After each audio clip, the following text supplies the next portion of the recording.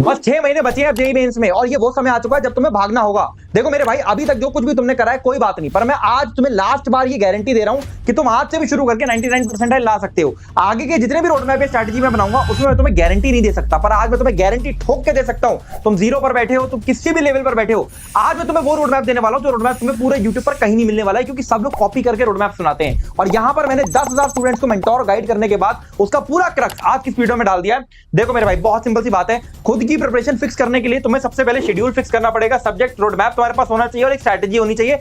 इसके साथ में मैथ्स कैसे पढ़नी है, फिजिक्स कैसे करनी है, केमिस्ट्री, ऑर्गेनिक, इनऑर्गेनिक, फिजिकल कैसे पढ़नी है, उसका एक सही रोड मैप तुम्हारे पास अगर नहीं है तो आज भी तुम स्ट्रगल करने वाले हो। देखो मेरे भाई, सिंपल सी बात है, मुझे तुमसे 2 प्रॉमिस चाहिए। पहला प्रॉमिस चाहिए कि तुम खुद को चेंज करोगे। एनटीए, कोचिंग, मेरे टीचर, मैं डिस्ट्रैक्ट रहता हूं, मैं पढ़ नहीं पाता हूं, ये सारे के सारे बहाने खत्म करो। ये 6 महीने दिन रात एक करके खुद के लिए, खुद के पेरेंट्स के लिए, टीचर्स के लिए दो। और इस समय अभी कमेंट में लिखो, I will change my self, क्योंकि खुद को चेंज करने के लिए तुम रिस्पॉन्सिबल हो, कोई तीसरा आदमी रिस्पॉन्सिबल नहीं है। दूसरी चीज, कमिटमेंट चाहिए भाई। रोड मैप तुमने बहुत देख लिए होंगे, क्यों आज तक तुम प्रॉब्लम से सफर कर रहे हो, क्यों आज तक सवाल नहीं बन रहे हैं, क्योंकि तुम्हारे अंदर कमिटमेंट नहीं है। और आज कमिटमेंट का पहला स्टेप है, प्लीज इस वीडियो को ध्यान से एंड तक सुनना। चाहे तुम लाइक करो, शेयर करो, कमेंट करो, ना करो, मुझे फर्क नहीं पड़ता। इस वीडियो को ध्यान से एंड तक सुनना, क्योंकि इस वीडियो को सुनने के साथ में तुम्हें clear road map month wise पता लगने वाला है कि तुम्हें 6 महीने क्या करना है जिससे तुम 99 परसेंटाइल लेकर आओगे। स्टार्ट करते हैं। सबसे पहली चीज समझो, 6 महीने हमारे पास बचे हुए हैं। एक स्टूडेंट ऐसा होगा जो बिल्कुल जीरो पर बैठा हुआ है, उसने आज तक कुछ भी नहीं पढ़ रखा है, ठीक है। एक स्टूडेंट ऐसा होगा जिसने थोड़ा बहुत पढ़ाई कर रखी है, 1-2 चैप्टर्स का उसका बैकलॉग है। एक स्टूडेंट ऐसा हो सकता है जिसका कोई बैकलॉग नहीं है, बिल्कुल ट्रैक पर पढ़ाई चल रही है। आप कौन से स्टूडेंट हो, जल्दी से कमेंट में बताओ। पहली चीज, जो बच्चा जीरो पर बैठा हुआ है वो मेंस लेवल को ही टारगेट करे और केवल मेंस के ही क्वेश्चंस को अच्छी तरीके से लगा ले। मेरे भाई, जनवरी 8 में अटेम्प्ट में मेंस में अच्छा करोगे, एडवांस के लिए एम्पल टाइम मिल जाएगा। दूसरे टाइप के बच्चे जो है, जो 20-30% पे बैठे हैं, वो मेंस और एडवांस दोनों पे फोकस कर सकते हैं, मेंस की तरफ ज्यादा इंक्लाइंड रहना होगा। तीसरे टाइप के बच्चे वो मेंस और एडवांस दोनों पे फोकस कर सकते हैं, पर उनका फोकस ये होना चाहिए कि एडवांस लेवल की प्रॉब्लम्स में ज्यादा करूं, क्योंकि वो मेरे को मेंस में हेल्प करने वाला है, क्योंकि ऑलरेडी 50% सिलेबस मेरा हो चुका है। ठीक, आप मेरे बात ध्यान से समझो। मोटा मोटा हमें करना क्या है, जेईई मेंस लेवल पर अगर हमें तैयारी करनी है तो हमें थ्योरी, डीपीपीज और पीवाईक्यूज करने। डीपीपीज हमारे कोचिंग का होमवर्क होता है। अगर तुमने कोचिंग ज्वाइन कर रखी है तो कोचिंग का होमवर्क, नहीं तो किसी भी रेफरेंस बुक का, अच्छी रेफरेंस बुक का जो पहला एक्सरसाइज होता है वो और प्रीवियस ईयर क्वेश्चन मेंस के लिए एकदम परफेक्ट रिसोर्स है। एडवांस के लिए तुम्हें थ्योरी, डीपीपी, मॉड्यूल, पीवाईक्यूज करने होंगे, या फिर अगर रेफरेंस बुक उठा रहे हो तो पूरी रेफरेंस बुक अच्छे से लगानी होगी, ठीक है। मॉड्यूल और रेफरेंस बुक दोनों एक साथ मत उठाना, दोनों में से कोई एक चीज उठाना। फिजिक्स और केमिस्ट्री में सिलेबस कंप्लीट कर लो, मैथ्स के अंदर क्वालिटी सिलेबस कर लो, यानी जो कर रहे हो उसको मेंस एडवांस लेवल तक करो। अगर तुमने फिजिक्स केमिस्ट्री में सिलेबस कंप्लीट करा भाई, 80-80 नंबर फिजिक्स केमिस्ट्री में निकालो, ठीक है। और मैथ के अंदर अगर मान लो 30-40 नंबर भी निकल जाएंगे तो 170-180 में तुम्हारी 99 परसेंटाइल कंफर्म है मेरे भाई, ठीक। तो ये तुम्हारा टारगेट होना चाहिए। आप सबसे पहले बात करेंगे फिजिक्स की। देखो, जितने डिटेल में मैं यहाँ पे स्ट्रैटेजी डिस्कस करूंगा तुम्हें पूरे यूट्यूब पर नहीं मिलने वाली, मैं फिर बोल रहा हूँ, तुम्हें अभी पता भी लग जाएगा अगले 5-6 मिनट के अंदर। प्लीज एंड तक सुनना, मैंने बहुत डिटेलिंग डाली है भाई इसके अंदर, बहुत मेहनत डाली है। सबसे पहली चीज, जो क्लास 12th के चैप्टर्स हैं, तुम्हें 12th के अंदर जब तुम बैठे हो तो तुम्हें 12th में सारे के सारे चैप्टर्स बहुत अच्छी तरीके से कंप्लीट करने हैं, और तुम्हें ये इंश्योर करना है कि तुम्हारा एक भी चैप्टर बैकलॉग ना हो। जो बच्चे भी ड्रॉपर हैं वो तो अपने बैच से बिल्कुल भी उनको बैकलॉग करना ही नहीं है, पर जो बच्चे 12वीं में हैं उनको भी बिल्कुल भी बैकलॉग 12th के अंदर करना नहीं है। और modern physics, current electricity, magnetism जैसे चैप्टर्स के अंदर आपको पीएचडी करनी है। अब 11वीं को कंप्लीट करने के लिए आपको क्या करना है, मैं आपको एक सिंपल से ऑर्डर दे रहा हूं। इस ऑर्डर में अगर आप चैप्टर्स को कंप्लीट करोगे तो इंपॉर्टेंट चैप्टर्स पहले हो जाएंगे। मान लो आखिरी तक आते आते अगर पूरा सिलेबस नहीं भी हो पाया 11th का, तो अगर ऊपर के 3 ही चैप्टर्स हो गए, मतलब ऊपर के heat and thermodynamics, gravitation, elasticity, unit dimension, vectors, केवल इतना ही पार्ट भी अच्छी तरीके से हो गया तो आपकी 11th का 30-40% क्वेश्चंस यहीं से बनने वाला है। और 12th आपने पूरी कर ली तो भाई आपके 60 नंबर फिजिक्स में कहीं नहीं गए, और पूरा कर लिया तो फिजिक्स में 100 परसेंटाइल भी आ सकती है। पर ऑर्डर आप ये फॉलो करोगे तो आप बहुत अच्छी तरीके से चैप्टर्स को कंप्लीट कर सकते हो। अब इसके बाद इस पूरे के पूरे पेज पर मैंने ये लिखा है कि मेंस लेवल पर एक चैप्टर को कैसे करना है। आपके सवाल नहीं बनते, आपको थ्योरी समझ नहीं आती, आपसे रिवीजन नहीं होता, आप लंबे समय के बाद चीज भूल जाते हो, वो सब कुछ यहां पर मैंने कवर कर दिया। और सारी प्रॉब्लम का सोल्यूशन ये है, प्लीज ये चीज ध्यान से समझना भाई। मैंने इतना रिसर्च लगाया ना इसको बनाने में, तुम सोच नहीं सकते। मेंस के लिए तुम्हें सबसे पहले लेक्चर देखना है, मैं बिल्कुल जर्नी बताने वाला हूं तुम्हारी, ठीक है। तुम्हें क्या करना है, लेक्चर देखो, ठीक है। लेक्चर एक अच्छे टीचर का चूज कर सकते हो, ऑनलाइन देखो चाहे ऑफलाइन देखो, मैटर नहीं करता। लेक्चर देखने के बाद तुम्हें क्या करना है, तुम्हें थ्योरी का रिवीजन करना है। घर पे आओगे, जो भी थ्योरी तुमको पढ़ाई गई थी आज के दिन, वो अगर आज के दिन तुमने नहीं रिवाइज करी तो 3-4 दिन बाद उसको तुम भूल जाओगे, उसका कोई फायदा नहीं है। अगर आज तक ये चीज नहीं हैबिट डाली है तो आज से डाल लो, ठीक। ये करी। इसके बाद देखो, लेक्चर के अंदर जो भी क्वेश्चंस टीचर लिखेगा, जैसे टीचर ने क्वेश्चन मार्क डाला क्वेश्चन के बाद, तुझे तुरंत वीडियो को स्टॉप करना है और उस क्वेश्चन को खुद से अटेम्प्ट करना है उस हद तक जिस हद तक तू हार मान जाए। 1-2 मिनट मिनट ले लेना आराम से। इसके बाद सोल्यूशन देखना है, सोल्यूशन देख के समझना है। अगर तू क्वेश्चन को री अटेम्प्ट करके टीचर का सोल्यूशन नहीं देखेगा और सीधे टीचर का सोल्यूशन ही देख लेगा तो तेरे से सवाल कभी नहीं बनने वाले, ये मैं तुझे गारंटी से बता रहा हूं। दूसरी चीज भाई, क्वेश्चन को जब तू घर आने वाला है उसके बाद वापस से जितने भी क्लास क्वेश्चन है उसको एक बार री अटेम्प्ट करना जरूरी है। आधा एक घंटे का टाइम लगेगा, पर इससे तुम्हारी क्लैरिटी बनने वाली है, ठीक है। इसके बाद तुम्हें लगानी है डीपीपी, कोचिंग का जो होमवर्क होता है या डेली प्रैक्टिस प्रॉब्लम कोचिंग में मिलती है, उसको अच्छे से लगाना है, ठीक है। और जो भी क्वेश्चन नहीं बनेंगे उसको मिस्टेक कॉपी बनाओगे, उस मिस्टेक कॉपी के अंदर वो सारी चीजें ऐड करोगे जो भी सवाल तुमसे नहीं बन रहे हैं डीपीपीस के, ठीक है। ये तुमको करते जाना है, ठीक। इसके बाद पूरा चैप्टर जब कंप्लीट हो जाएगा उसके बाद तुम्हें एक फॉर्मूला बुक रेडी करनी है जिसमें सारे इंपॉर्टेंट फॉर्मूला उस चैप्टर के होंगे और प्रीवियस ईयर क्वेश्चन 2 साल के तुम्हें इंश्योर करने हैं कि वो तो करने ही करने हैं, ठीक। और इसके बाद तुम्हें फॉर्मूला बुक को एक हफ्ते बाद एक बार रिविजिट करना है और क्लास के क्वेश्चन को रिविजिट करना है। इतना काम कर लोगे एक चैप्टर मेंस लेवल पे एक भी सवाल नहीं गलत करने वाले हो। एक भी स्टेप इसमें से मिस करा भाई तुम खत्म हो उस पर्टिकुलर चैप्टर के अंदर, मैं तुम्हें गारंटी से बता रहा हूं, ठीक। जो भी थ्योरी तुम पढ़ने वाले हो, कुछ अगर समझ में नहीं आया उसी दिन जाकर नोट्स में मार्क लगा लो और जैसी क्लास खत्म होगी चैट जीपीटी और जेमिनी पे जाके उस थ्योरी को पूछना, प्रॉम्प्ट देना, explain this thing to me in a manner you are explaining to a 10-year-old kid. इस तरीके से इस चीज को रेडी करना है, इस तरीके से मेंस लेवल रेडी होगा, ठीक है। सबसे पहली गलती, अभी इस समय बैच स्विच करने की गलती बिल्कुल मत करना। जिस बैच से पढ़े उसी बैच को कंटिन्यू करो। ये जो सिस्टम मैंने पीछे बताया, सिस्टम के अंदर लेक्चर को डालो, समझ आएगा लेक्चर। दूसरी चीज, बैकलॉग्स बिल्कुल अवॉइड करने हैं। 12th के अंदर बैकलॉग्स बिल्कुल नहीं होने चाहिए और कंसिस्टेंसी मेंटेन करने की कोशिश करनी है, ठीक है। अब बैकलॉग हमें कैसे कवर करने हैं? देखो 12th के अंदर तो जैसे मैंने बताया, जो मैंने सिस्टम बताया था फिजिक्स का, आप 12th के अंदर तो लेक्चर देख के इस तरीके से कर सकते हो। अब बैकलॉग कंप्लीट करने के लिए आपको क्या करना है भाई? देखो सबसे पहली चीज जुलाई, ठीक है, और सितंबर, जुलाई से सितंबर तक ये इंश्योर करो कि आप 12th ही अच्छी तरीके से कंप्लीट करो। 11th को फिजिक्स में छूने की जरूरत नहीं है, ठीक है। उसके बाद अक्टूबर से आप फिजिक्स में 11th और 12th पैरेलली कंप्लीट करोगे, ठीक है। डेली का 2 घंटा आपको देना है क्लास 11th कंप्लीट करने के लिए। और क्लास 11th कैसे कंप्लीट होगी ये समझ लो। तुम्हारे पास यूट्यूब पर 8 घंटे के वन शॉट्स मिल जाएंगे मंजिल बैच के, ठीक है। इन वन शॉट्स को 2-2 घंटे के 4 लेक्चर में डिवाइड करोगे। तो 2 घंटे आज देखोगे, 2 घंटे कल, 2 घंटे परसों, 2 घंटे तरसों। हर दिन नोट्स रेडी होंगे, हर दिन क्वेश्चन रीअटेम्प्ट करे जाएंगे, शॉर्ट नोट्स बनाए जाएंगे जब पूरा चैप्टर कंप्लीट हो जाएगा, ठीक है। ये काम तुम्हें थ्योरी के साथ करना है। इसके बाद तुम्हें क्या करना है? डीपीपीस अगर तुम्हें क्लास 11th की मिल जाती है वो अच्छे से लगा लो। अगर नहीं मिलती है तो डीसी पांडे के लेवल 1 के ऑब्जेक्टिव और सब्जेक्टिव क्वेश्चन अच्छी तरीके से सॉल्व करने हैं, ठीक। और इसके बाद 2 साल के प्रीवियस ईयर।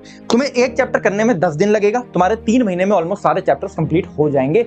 और अगर तुम्हारे थोड़ा सा भी बैकलॉग पीछे से करा भी हुआ है तो उन चैप्टर्स को तो बस तुम्हें रिवाइज ही करना है। तो यही सिंपल सा रोड मैप है। जुलाई से सितंबर तक 12th और अक्टूबर के बाद से अक्टूबर, नवंबर, दिसंबर में हमें बैठ के 11th और 12th पैरेलली कंप्लीट करनी है, ठीक है। इस पे तुम्हारा फोकस होना चाहिए। अब बात करते हैं केमिस्ट्री की, ठीक है। अब केमिस्ट्री भाई ऐसा सब्जेक्ट है जो तुम्हें 100% आराम से दे सकता है अगर तुम एक सिस्टम को फॉलो करते हो, और वो सिस्टम इसी चैनल पर पता लगेगा। इसलिए बोल रहा हूं, अगर तुम इस वीडियो को यहां तक सुन के आए हो, ठीक है, तो प्लीज इन चीजों को फॉलो करना, प्रिपरेशन में उतारने की कोशिश करना, क्योंकि इसमें बहुत डिटेलिंग है। और जब एग्जाम होता है ना उसके बाद समझ आती है कि भैया ठीक कह रहे थे। समझना, पहले बात करेंगे ऑर्गेनिक केमिस्ट्री की। ऑर्गेनिक केमिस्ट्री कंप्लीट करने के लिए सबसे पहले बेस बनाना पड़ता है, जनरल ऑर्गेनिक केमिस्ट्री कंप्लीट करनी पड़ती है।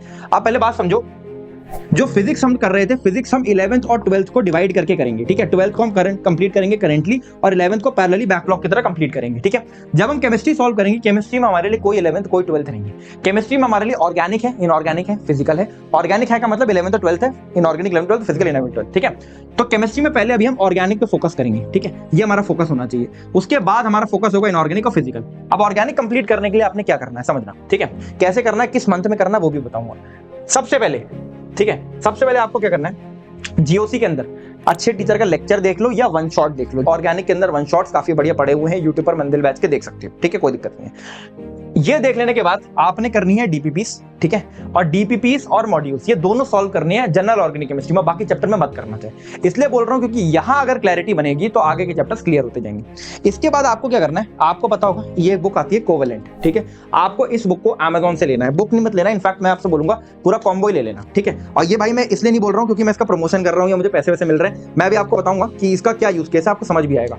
3 बुक्स आती हैं कोवेलेंट, इसको आप अमेजॉन से ऑर्डर कर सकते हो। इसका क्या यूज केस है समझना, ठीक है।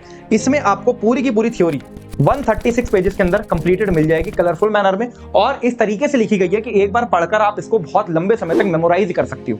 तो आपको करना क्या है, जनरल ऑर्गेनिक केमिस्ट्री आप रफ नोट्स रेडी कर लेना लेक्चर देखते हुए, ठीक है। डीपीपी मॉड्यूल्स लगा लेना। उसके बाद आपको करनी है कोवेलेंट की रीडिंग। अब कोवेलेंट की 3 रीडिंग आप लगाओगे। पहली रीडिंग लगाओगे जब चैप्टर कंप्लीट कर रहे थे उसके साथ में, ठीक है। दूसरी रीडिंग लगाओगे चैप्टर कंप्लीट करने के 7 दिन बाद। तीसरी रीडिंग लगाओगे चैप्टर कंप्लीट करने के 15 दिन बाद।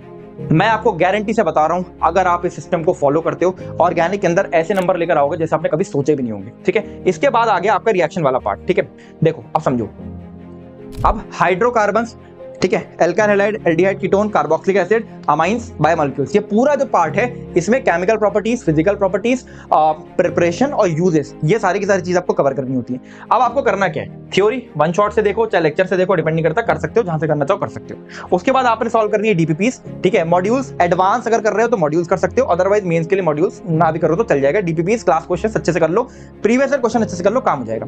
अब आपको क्या करना है, उसके बाद आपको क्या करना है, सबसे पहले मैं कोवेलेंट के साथ ना आपको एक बहुत बढ़िया चीज दूंगा, ये है रिएजेंट चार्ट। ठीक है, ये देख लो बेटा, ये रिएजेंट चार्ट जो है जिन बच्चों के पास है उनको समझ भी आ रहा होगा, जिन बच्चों के पास नहीं है आप कोवेलेंट अवेल करोगे तो पूरा रिएजेंट चार्ट साथ में मिलता है। ये आप यहाँ स्टडी टेबल के सामने चिपका लोगे, आप कुछ नहीं करोगे, इसको डेली सुबह उठ के एक बार पूरा रीड कर लोगे, जितना भी चैप्टर हमने पढ़ लिया उसके साथ रीड कर लोगे। इसकी आप 10-15 बार रीडिंग लगा लो, इस पार्ट में आपका आधा नंबर भी नहीं कटेगा। ठीक है, सारी रिएक्शंस यहां मेमोराइज हो गई। ठीक है, उसके अलावा एनसीईआरटी पढ़ने की जरूरत नहीं है क्योंकि आप कोवेलेंट की रीडिंग लगा रहे हो। कोवेलेंट के अंदर preparation, uses, physical properties, chemical properties बहुत अच्छी तरीके से डिटेल्ड मैनर में दी हुई है। ठीक है, उसकी रीडिंग आपको कम से कम 3 बार लगानी है। आप एक पेपर पे ना ऐसे करके 1 2 3 ऐसे करके और हर एक चैप्टर का नाम इस तरीके से लिख लेना और फिर टिक करना, एक बार रीडिंग लगा ली, टिक टिक टिक, 3 रीडिंग इंश्योर कर लो कोवेलेंट की। मैं आपको गारंटी दे रहा हूं, अगर ऑर्गेनिक में आपके पूरे नंबर नहीं आ गए मैं चैनल डिलीट कर दूंगा।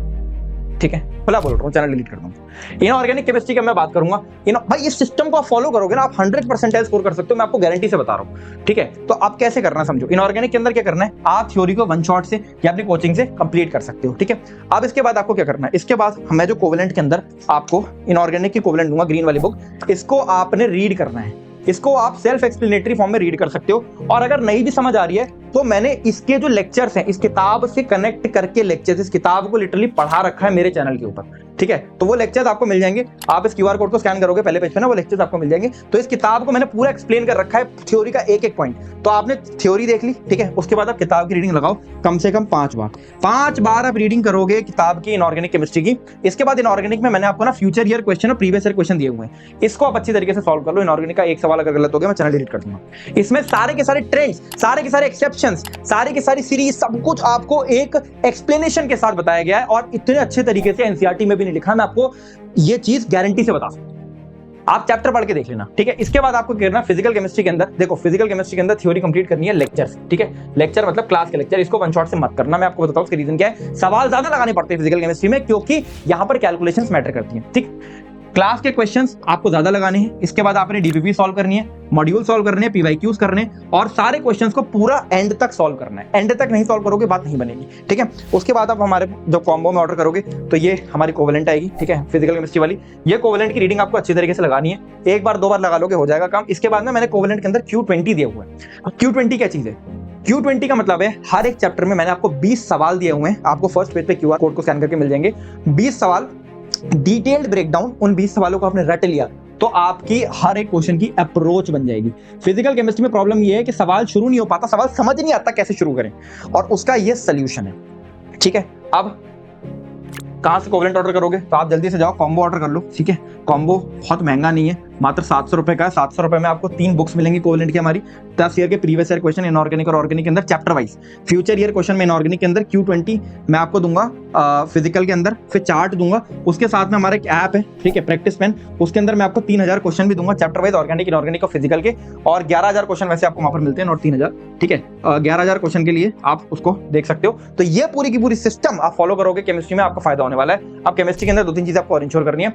देखो केमिस्ट्री में पूरा सिलेबस ही कंप्लीट करना, आप अगर कोवेलेंट पढ़ रहे हो तो पूरा सिलेबस कुछ भी नहीं लगेगा आपको। लेकिन बहुत सारे बच्चे जिनको केमिस्ट्री में इंटरेस्ट नहीं आता, तो भाई आप ना जीओसी, बायोमोलिक्यूल्स अच्छे से कर लो ऑर्गेनिक के अंदर, इनऑर्गेनिक के अंदर chemical bonding coordination, periodic table अच्छे से कर लो, और फिजिकल के अंदर mole concept, chemical kinetics, thermodynamics, electrochemistry कर लो। 50 नंबर आपके खड़े आ जाएंगे, मैं इस बात की गारंटी दे रहा हूं। खड़े 50 नंबर आ जाएंगे, कोई कुछ नहीं कर सकता भाई। आप इसमें आराम से 98+ परसेंटाइल लेकर आ जाओगे अगर आपके 50 नंबर आ जाते हैं। ठीक है, इस सिस्टम को फॉलो करो भाई, सही तरीके से करोगे तो आपका काम हो जाएगा। अब आपको करना कैसे, देखो जुलाई से सितंबर तक आप ये इंश्योर करो कि आपकी ऑर्गेनिक केमिस्ट्री पूरी हो जाए, कोवेलेंट की 3-4 बार रीडिंग लग जाए, लेक्चर्स आप देख लो, डीपीपीज आप देख लो, मॉड्यूल्स आप देख लो, आपके बहुत बढ़िया लेवल पर रिवीजन भी हो जाएगा, दिमाग में थ्योरी बैठ जाएगी, रिएजेंट चार्ट चिपका होगा सामने, बार बार पढ़ते रहोगे भाई, ऑर्गेनिक केमिस्ट्री के 40 मार्क्स कंफर्म हो जाएंगे। ठीक है, इसके बाद अक्टूबर से नवंबर तक इनऑर्गेनिक और फिजिकल आपको करनी है, ठीक है, और दिसंबर जनवरी में भी इनऑर्गेनिक और फिजिकल करनी है। 11th और 12th का कोई कॉन्सेप्ट नहीं है, आपका कुछ बैकलॉग नहीं है। आप ऑर्गेनिक उठाओ, पूरी ऑर्गेनिक कंप्लीट करो, इनऑर्गेनिक उठाओ, पूरी इनऑर्गेनिक कंप्लीट करो, फिजिकल उठाओ, फिजिकल पूरी कंप्लीट करो, ठीक है। बैकलॉग जैसा कोई वर्ड ही नहीं होना चाहिए इसमें, बात समझ गए। अब बात करते हैं मैथ्स की। देखो समझो, मैथ्स के अंदर आपको कुछ नहीं करना है, आपको चैप्टर्स उठाते जाना है और उसको अच्छे लेवल पे कंप्लीट करते जाना है। जब तक चैप्टर के अंदर ये पांचों स्टेप ना हो जाए, आगे मत बढ़ना। क्लास की थ्योरी लेक्चर से करोगे और उन टीचर से पढ़ने की कोशिश करोगे जिन टीचर से पढ़ना कठिन लगता है। एग्जांपल के लिए कुछ बच्चे मुझे बोलते हैं आशीष सर से पढ़ना मुझे बड़ा टफ लगता है, पीडब्ल्यू वाले, पंकज सर से जो वाइब्रेंट एकेडमी वाले उनसे पढ़ के बड़ा टफ लगता है, उन्हीं टीचर से पढ़ना है। क्लास के क्वेश्चन जो वो करा रहे हैं उनसे भिड़ना है। जितना ज्यादा आप एडवांस लेवल से भिड़ोगे मैथ्स में तभी सवाल बनेगा, ठीक। ये करने के बाद सिंगेज के सॉल्व एग्जांपल्स ये करने ही करने हैं, ठीक है, बहुत इंपॉर्टेंट है। इसको करोगे तभी एक अप्रोच डेवलप होगी, जे एडवांस वाली किताब की करना।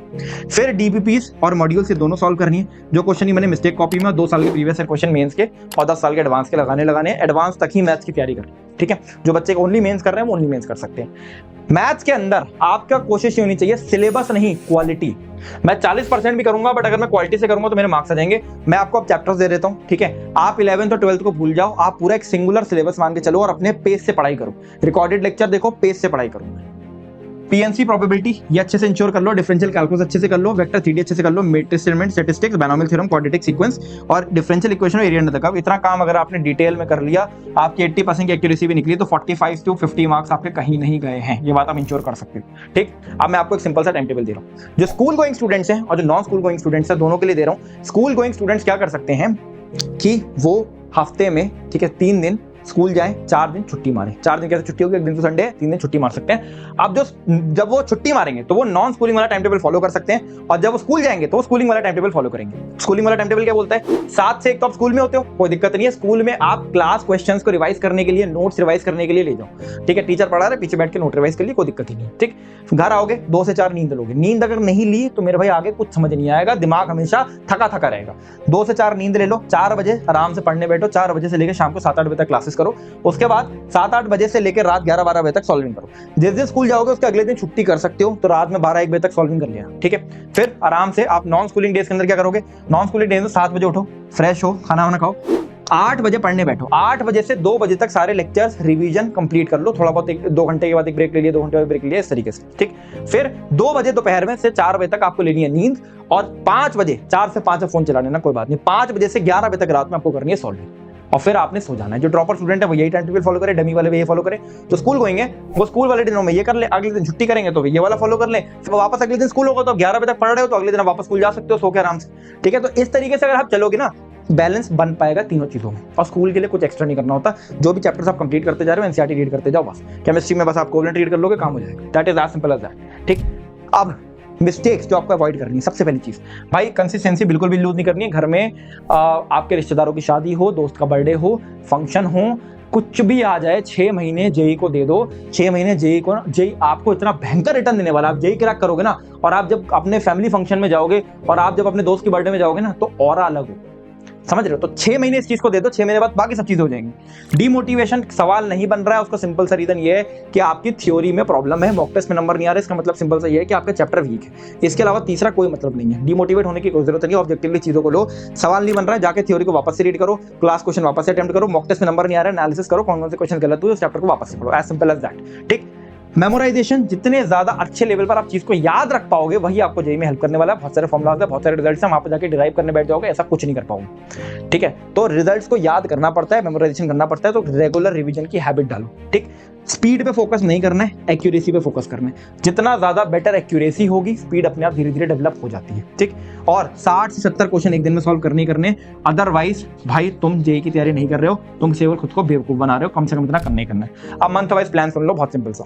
जुलाई सितंबर, इसमें आपको क्या करना है, इसमें ऑर्गेनिक पूरी कंप्लीट करो, मैथ्स में कैलकुलस पूरी कंप्लीट करो, फिजिक्स में क्लास 12th का सिलेबस, अभी 11th मत छूना, 12th का सिलेबस अच्छे तरीके से करो, ठीक। फिर अक्टूबर से नवंबर में इनऑर्गेनिक और फिजिकल अच्छे से करना और मैथ्स के अंदर वेक्टर थ्योरी और अलजेब्रा के जो भी चैप्टर्स आप कर रहे हो उनको अच्छे तरीके से करना। और फिजिक्स में 11th की फिजिक्स और 12th की फिजिक्स पैरेलली चालू कर देना, जिस तरीके से मैंने इस पूरे रोड मैप में बताया था, ठीक है। दिसंबर जनवरी तक सिलेबस कंप्लीट हो जाएगा, दिसंबर एंड तक कंप्लीट कर लो सिलेबस। 15 दिन भी अगर मिलेगा जनवरी के, उसमें भी आप फुल मॉक टेस्ट देकर अच्छा स्कोर लेकर आ सकते हो, ठीक है। ये सिंपल सा रोड मैप है जो आपने फॉलो करना है। आई होप ये रोड मैप आपको आपको समझ आया होगा। मैंने बहुत डिटेलिंग डाली है इसमें, और मुझे पता है अभी जो मैंने बताई ना चीजें, कुछ दिनों बाद कुछ यूट्यूबर्स ऐसे हैं जो यही सब कॉपी करके रोड मैप डालेंगे और आपको कहेंगे कि ये देखो ये तो मैंने ओरिजिनली बताया था। ठीक है, समझ रहे हो? तो ये चीजें होती रहती हैं, पर कहीं पर भी आपको ऐसी चीज दिखे ना तो आप तुरंत लिखना भाई ये तो संकल्प भैया का रोड मैप। ठीक है, चलो दिस इज ऑल। अच्छे से पढ़ाई करो, जो चीजें मैंने बताई प्लीज फॉलो करो। कोवेलेंट को ऑर्डर कर सकते हो, लिंक डिस्क्रिप्शन में दे दूंगा, फटाफट से जाके ऑर्डर कर लेना। This is all, single जॉरी signing off.